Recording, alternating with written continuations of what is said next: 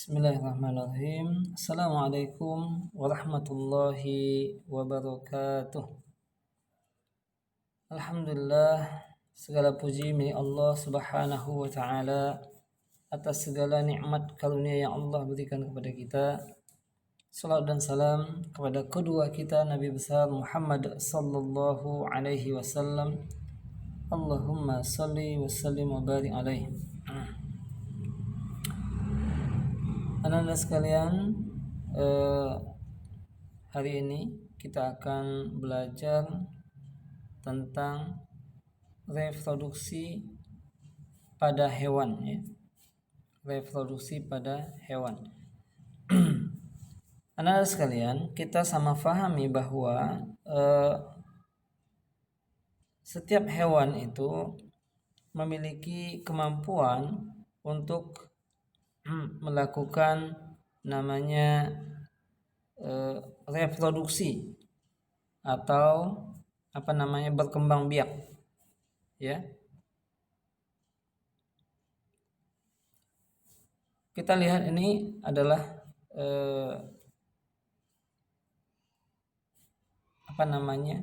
ada singa, ya, dengan anak-anaknya, ya, tiga ekor anak maksudnya, ya, afwan, seperti itu. Dan kemudian ini penguin yang begitu banyak, ya, jumlahnya. Ini menunjukkan bahwa adanya perkembangbiakan seperti itu. Sebagaimana Allah Subhanahu wa taala juga mengingatkan kepada kita bahwa sesungguhnya manusia juga sebagaimana juga makhluk hidup manusia, Allah katakan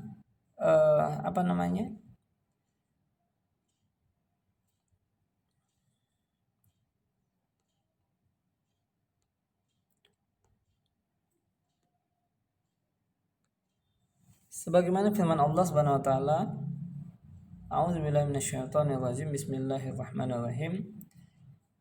Inna khalaqnakum min zakari wa unsa wa ja'alnakum syu'uban wa qaba'ila lita'arafu.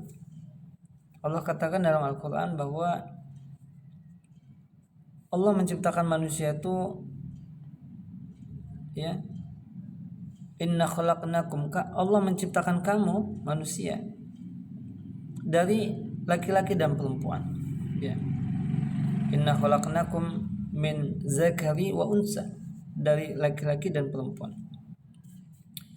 Wa ja'alnakum syu'uban wa qaba'ila, kemudian kamu bersuku-suku dan berbangsa-bangsa. Kemudian Allah kelompok-kelompokkan, ya, kita lihat ada orang kulit putih, kulit hitam, kulit coklat, kulit sawo matang dan seterusnya. Tujuannya lita'aruf, tujuannya adalah saling mengenal. Begitu juga halnya dengan makhluk Allah yang lain, itu juga mengalami perkembangbiakan, ya, seperti itu, yang nanti bisa bersuku-suku juga, berbangsa-bangsa juga. Bahasanya kalau singa itu bangsanya adalah bangsa karnivora, ya, seperti itu, ya, hewan yang memakan daging, seperti itu. Nanti di kelompok-kelompokkan lagi, ada singa, ada harimau, ada cheetah, ada macam-macam seperti itu, ya. Jadi kita akan pelajari dengan lebih lanjut, dan tujuan kita mempelajari adalah tetap bahwa semua yang Allah ciptakan itu tidak ada yang sia-sia, ya. Semua yang Allah ciptakan itu pasti memiliki maksud, memiliki makna yang luar biasa di baliknya, dan dengannya kita bisa nanti berternak. Karena setiap binatang-binatang ternak itu kita bisa kembangbiakan dan bermanfaat bagi kita, seperti itu, ya. Itu hikmahnya reproduksi hewan. Assalamualaikum warahmatullahi wabarakatuh. Anda sekalian, Allah Subhanahu wa taala berfirman berkaitan dengan pembelajaran kita. A'udzubillahi minasyaitonir rajim. Walakum fiha manafi'u wa litablughu 'alaiha hajatan fi sudurikum wa 'alaiha wa 'alal fulki tuhmalun.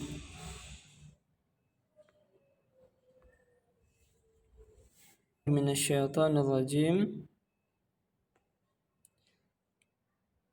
Walakum fiha manafi'u walitablughu 'alaiha hajatan fi sudurikum wa 'alaiha wa 'alal fulki tuhmalun. Yang artinya, dan bagi kamu ada lagi manfaat-manfaat yang lain pada hewan-hewan ternak itu, dan agar kamu mencapai suatu keperluan atau tujuan yang tersimpan dalam hatimu dengan mengendarainya dan dengan mengendarai binatang-binatang itu dan di atas kapal mereka diangkut. Oke, Anda sekalian, dari ayat yang tadi sampaikan bahwa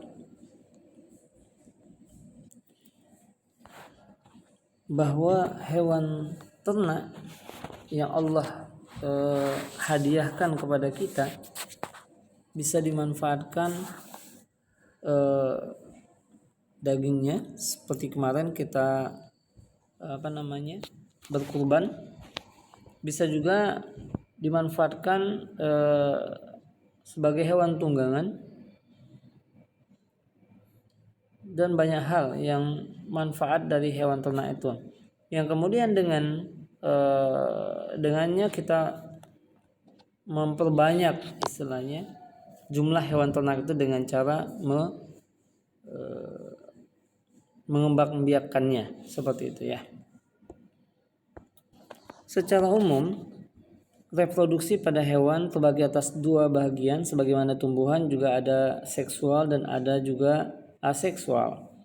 Ya, pada hewan invertebrata terjadi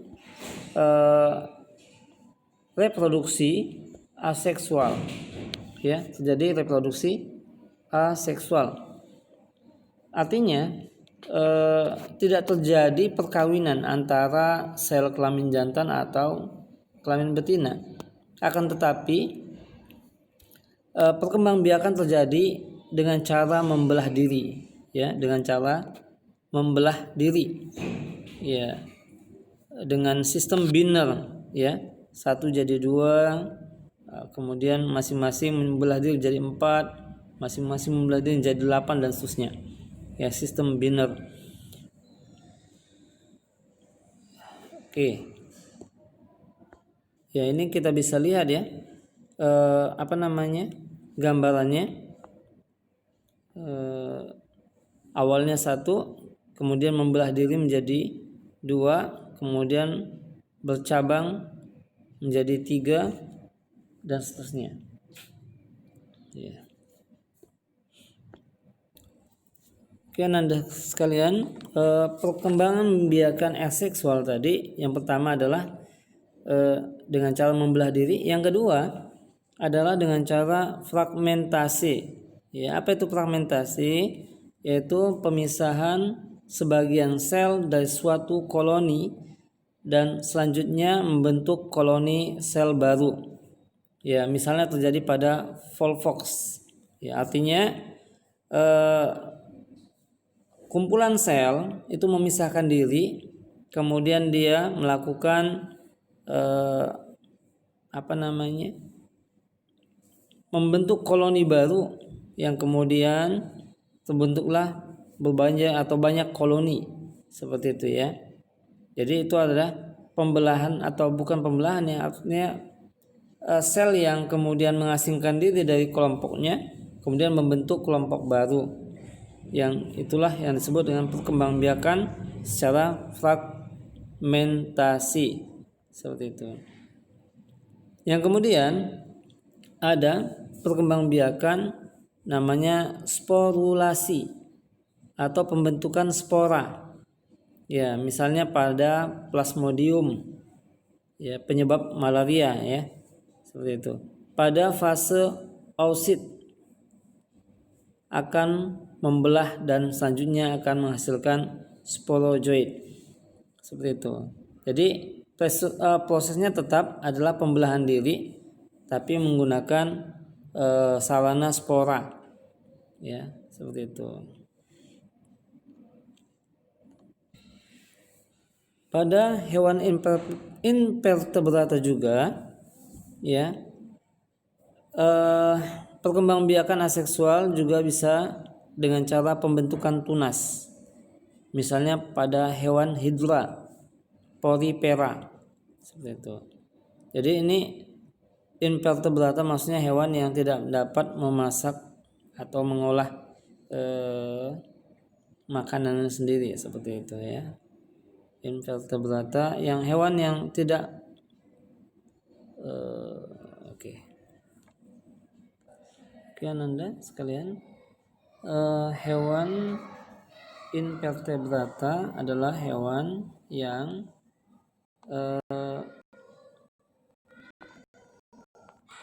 tidak memiliki tulang belakang, ya, seperti itu ya. Jadi umumnya itu hewan yang tidak sempurna ya, tidak memiliki kelengkapan sebagaimana kita yang memiliki kelengkapan yang sempurna ya, karena Allah menciptakan manusia memang dalam kondisi yang sebaik-baiknya. Oke. Jadi pembentukan tunas ya, misalnya pada hewan hidra dan porifera tadi. Kemudian dengan regenerasi, yaitu sebagian tubuh terpisah dan selanjutnya bagian tadi dapat tumbuh menjadi individu baru yang lengkap. Misalnya pada planaria dan binatang laut seperti cacing ya nak ya, seperti itu. Cacing itu kalau kita belah menjadi 2-3 bagian, maka kemudian 2-3 bagian itu akan menjadi hewan atau cacing sempurna, seperti itu. Itu namanya dengan cara regenerasi. Yang berikutnya adalah perkembangbiakan seksual. Ya. Apa itu perkembangbiakan seksual? Itu perkembangbiakan yang terjadi yang selalu tidak selalu ya, terjadi pembuahan, namun kadang-kadang dapat terbentuk individu baru tanpa adanya pembuahan, sehingga reproduksi secara kawin pada hewan invertebrata dapat dibedakan menjadi 2, itu tanpa pembuahan, yaitu pada peristiwa partenogenesis, sel telur tanpa dibuahi dapat tumbuh menjadi individu baru, misalnya pada lebah jantan dan semut jantan. Ya. Oke. Jadi pada hewan invertebrata juga bisa terjadi perkembangbiakan seksual ya.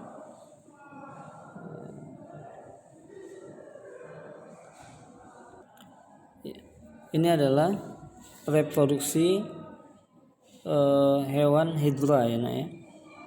Hidra kalau kita lihat dia, tapi ini sangat kecil ya. Seperti ini dia.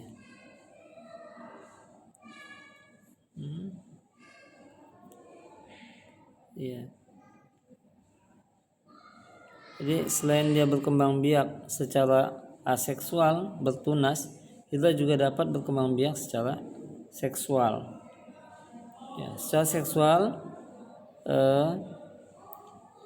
dilakukan dengan pembentukan testis dan ovum yang terdapat pada satu tubuh. Jadi hewan hidra itu adalah hewan hermaprodit. Ya, hermaprodit artinya dia memiliki satu hewan memiliki 2 alat kelamin. Ya. yang masing-masing satu hewan itu memiliki spermatozoid dan ovum yang kemudian dia membuahi dirinya sendiri, bahasanya seperti itu ya, yang hasil dari pertemuan antara spermatozoid dan ovumnya menghasilkan makhluk baru. Lagi ini adalah maha kuasanya Allah Subhanahu wa taala, bahwa satu makhluk itu bisa berkembang biak dengan dua cara sekaligus, seksual dan aseksual. Bahkan seksualnya pun dia mampu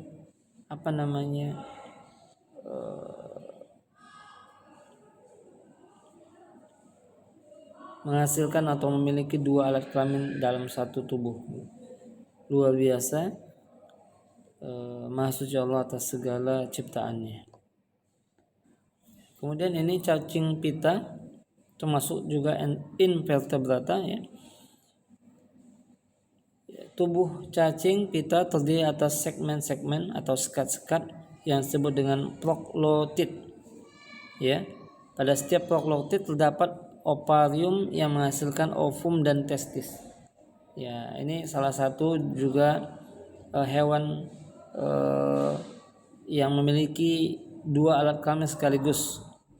Ya, yang disebut dengan hermaprodit ya. Jadi setiap sekat-sekat dari cacing itu memiliki mampu atau bisa membelah diri ya, bisa menjadi makhluk yang baru. Kenapa? Karena setiap sekatnya memiliki testis dan ovum seperti itu. Ini sekali lagi maha luar biasa Allah Subhanahu wa taala atas penciptaannya ya. Luar biasa.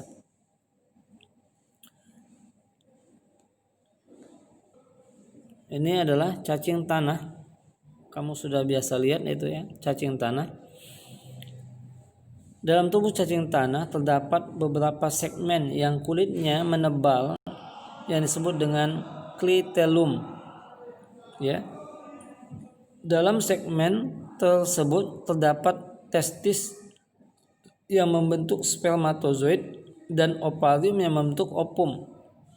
Walaupun ovum dan spermatozoid terdapat dalam satu tubuh cacing tanah, tidak pernah mengadakan pembuahan sendiri, tetapi melakukan perkawinan dengan mempertukarkan spermatozoid, perkawinan silang.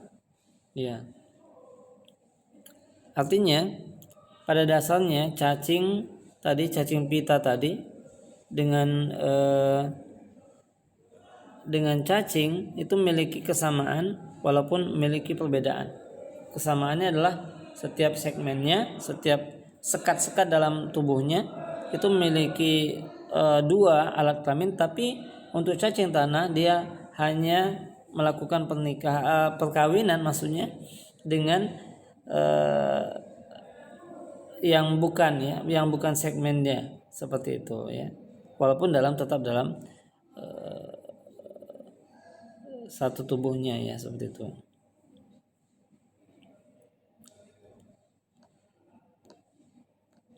Oke, kita lihat serangga ya.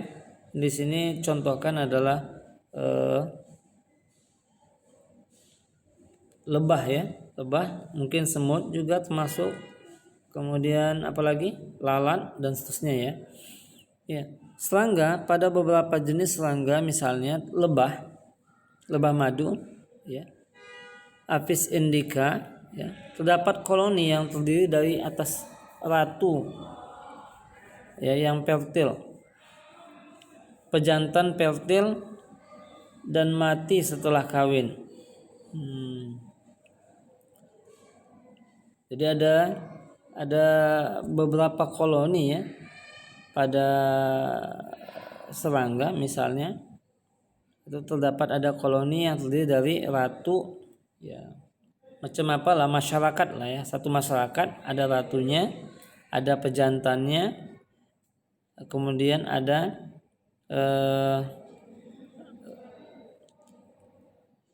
pekerja, ya. Jadi yang pekerja, yang pejantan itu ketika sudah mengawini ratu maka dia akan mati. Sedangkan pekerja yang tidak mengawini atau mandul, ya seperti itu, yang steril, maka dia akan bekerja terus, ya. Sperma dari jantan disimpan dalam kantung sperma di induk betina. Sperma ini kemudian merupakan cadangan selama ratu hidup. Jadi bila telur yang telah matang dibuahi oleh sperma, terus akan berkembang menjadi calon ratu, calon pekerja, dan prajurit.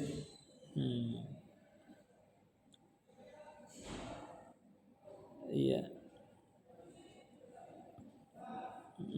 Jadi dari ratu itu nanti akan lahirlah 3 jenis, ya, serangga, yaitu ratunya, kemudian pejantannya, dan kemudian pekerjanya sekaligus, ya. Nah, ini juga pelajaran yang luar biasa bagi kita, bahwa kemudian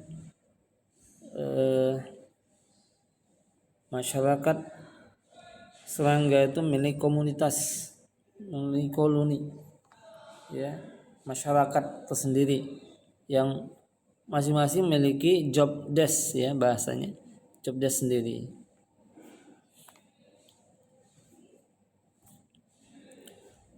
Oke, kemudian ini adalah hewan vertebrata, ya, hewan bertulang belakang, ya. Umumnya hewan vertebrata ini adalah melakukan perkembangbiakan secara kawin, ya, atau seksual, itu melalui peleburan antara ovum dan spermatozoid.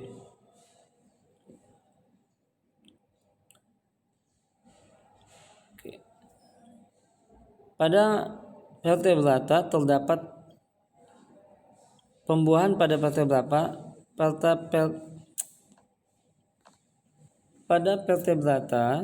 pembuahan dapat terjadi pada di luar tubuh atau di dalam tubuh, ya. Kalau terjadi di luar tubuh, ya, disebut dengan fertilasi eksterna, ya, pembuahan di luar. Misalnya pada ikan, pada katak, ya, seperti itu. Bila pembuahannya terjadi di dalam tubuh disebut dengan fertilasi interna, artinya pembuahan di dalam. Misalnya pada reptilia, burung, hewan, ya, hewan menyusui, ya, ya seperti itu, atau mamalia.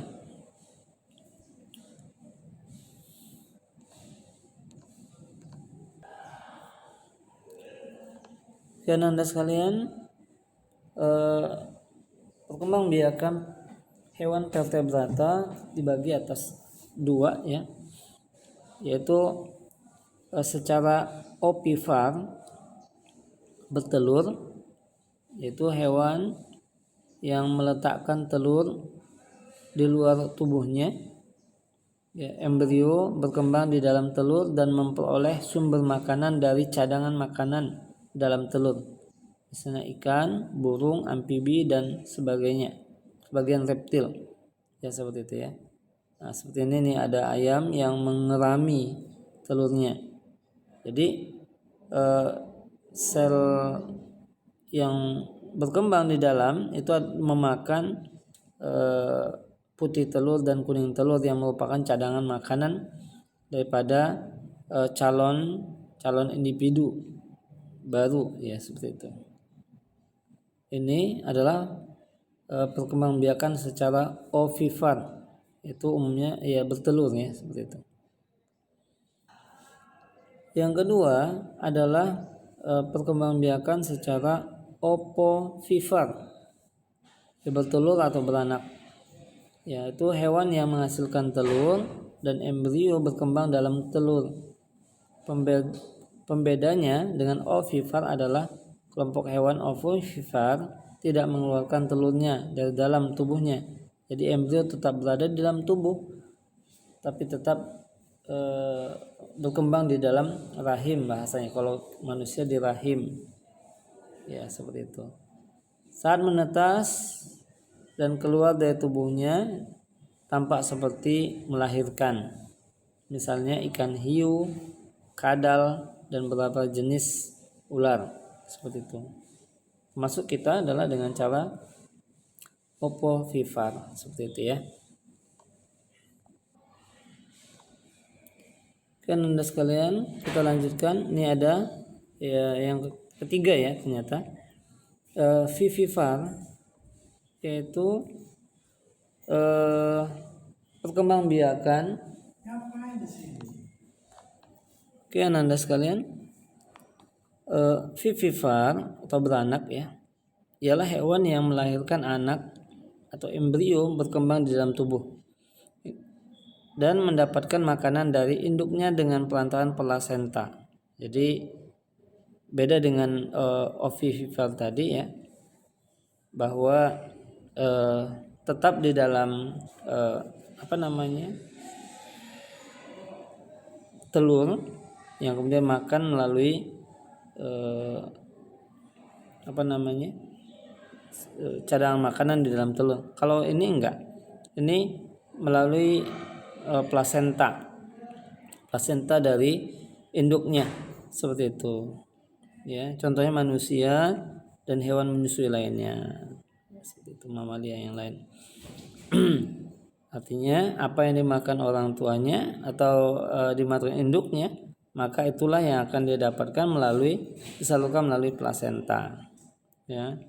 Jadi sedikit berbeda dengan ovovivir tadi yang kemudian dia berkembang di dalam tubuhnya dalam telur dan makan melalui cadangan yang di dalam telur itu. Kemudian ini ikan ya, kita lihat ikan termasuk yang bersifat ovipar ya. Ikan tidak mempunyai organ perkawinan, pembuahan terjadi di luar tubuh, yaitu di dalam air ya. Sekali bertelur, ikan mampu menghasilkan ribuan telur dan tidak dilindungi oleh cangkang.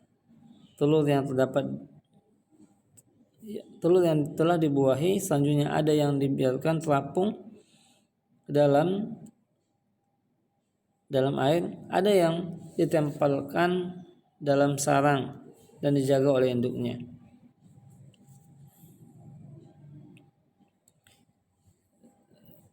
Ada juga telur yang disimpan di rangga mulutnya ya, seperti ikan mujair ya, seperti itu ya, ikan mujair. Sedangkan ada juga yang ditempelkan di ranting-ranting pohon itu seperti ikan salmon ya.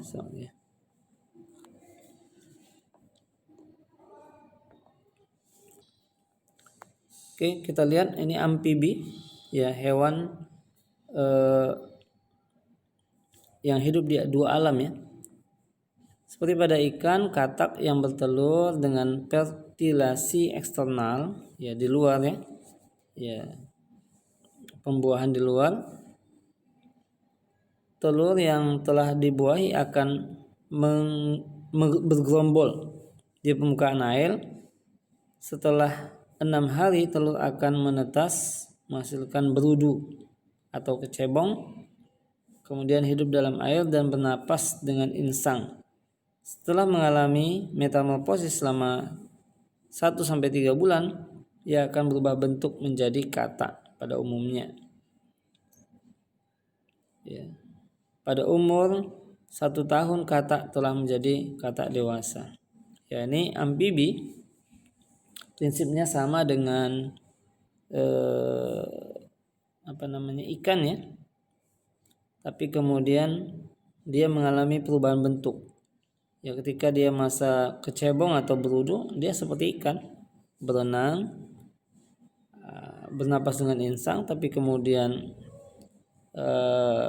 setelah dia dewasa dia berubah, kemudian bernapas dengan paru-paru ya, seperti itu.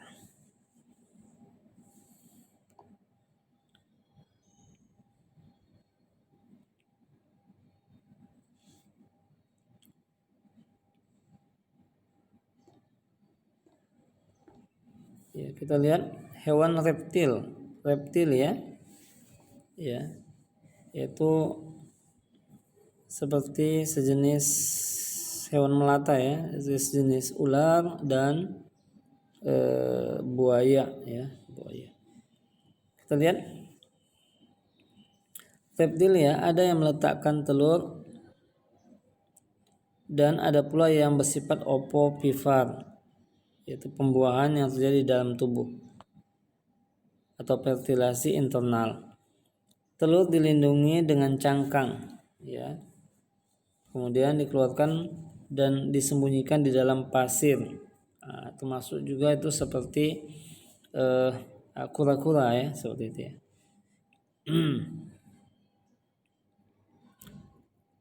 Ada yang dirami, pada kadal telurnya menetas di dalam tubuh ya, ovovivipa itu ya. Jadi ada berbagai jenis dan punya cara-cara tersendiri juga. Sekali lagi ini adalah hasanah Allah Subhanahu wa taala ya. Allah ciptakan makhluknya dengan berbagai bentuk dan jenis dan berbagai cara juga untuk reproduksinya seperti itu. Ini adalah apes ya, jenis burung ya. Coba kita lihat fertilasi internal ya, di apes itu melakukan atau beregenerasi atau bereproduksi itu dengan cara fertilasi internal, yaitu dengan kloaka ya. Semua jenis burung bereproduksi dengan cara bertelur ya. Ada burung yang mengerami telurnya, ada juga yang menyimpannya dalam lubang-lubang yang ditutupi daun. Ada juga yang menyimpan telurnya di dalam pasir ya. Seekor burung sekali musim hanya mampu bertelur beberapa butir saja. Pada burung merpati sekali musim bertelur mengeluarkan 2 butir telur dan akan menetas menghasilkan burung jantan dan betina. Subhanallah ya, ini luar biasa. Itu burung merpati ketika dia hanya menghasilkan 2 telur setiap musimnya dan dia menghasilkan betina dan jantan. Ini cara Allah untuk melindungi agar merpati itu tidak punah, karena sekali lagi hanya 2 ya, telurnya dalam satu musim. Subhanallah. Ya, ini adalah hewan mamalia yang banyak kita lihat ya, seperti ada apa ini? Lembu, kemudian ada kijang, ada kemudian kelinci, ya, ada jerapah, ada rusa, ada kambing, kemudian gajah, kemudian biri-biri atau yak ya, ini ya, macam yak, dan banyak lagi ya hewan mamalia yang biasa kita lihat ya. Kemudian mamalia umumnya adalah dengan cara fertilasi internal karena telah memiliki organ reproduksi sempurna ya. Umumnya memiliki organisasi sempurna atau organ reproduksi sempurna.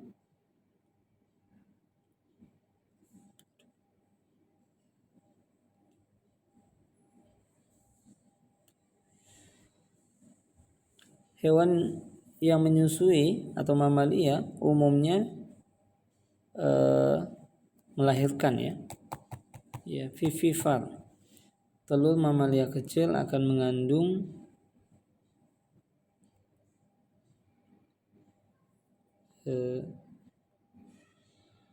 Iya,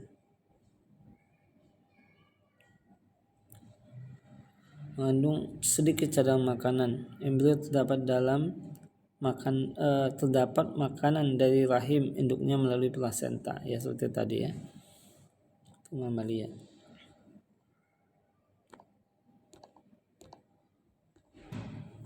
Demikian anda sekalian materi tentang reproduksi hewan yang bisa kita pelajari, yang bisa kita ambil hikmahnya, bahwa sebagaimana Allah katakan bahwa Allah menciptakan makhluknya itu berpasang-pasangan, seperti itu. Allah ciptakan makhluk Allah itu semua di muka bumi itu berpasang-pasangan. Itu tujuannya apa? Untuk kemudian bisa melakukan reproduksi supaya bisa berkembang biak dan kemudian khususnya bermanfaat bagi manusia. Ya. Sekali lagi, ini semua adalah sarana bagi kita untuk bersyukur kepada Allah Subhanahu wa taala atas segala nikmatnya, yang kemudian cara kita bersyukur tentunya nantinya Allah akan perintahkan kita untuk seperti yang kemarin berkurban. Itu dia, agar kita tidak lalai dari apa yang telah kita dapatkan di dunia ini untuk bekal akhirat kita. Oke Anda sekalian, semoga ada manfaatnya. Assalamualaikum warahmatullahi wabarakatuh.